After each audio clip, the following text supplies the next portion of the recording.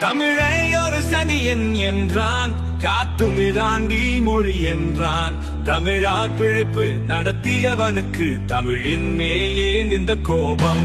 திருக்குறளை மலம் என்றான், சிலப்பதிகாரம் புழுகு என்றான். இலக்கியத்தின் இதழ்களை கிழித்தவனுக்கு இன்று பகுத்தறிவின் பட்டம் ஏன்?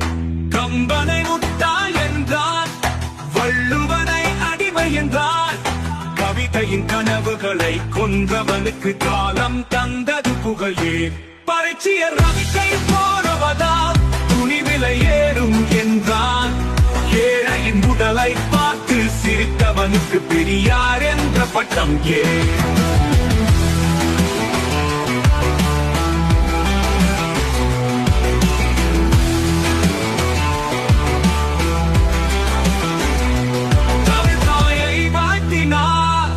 கொம்பு முளைக்குமா என்றான்.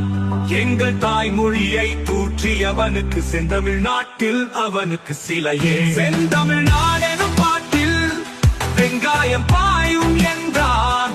சிந்தையில் கசப்பை விதைத்தவனுக்கு சிந்தனையாளன் பட்டம் ஏன்?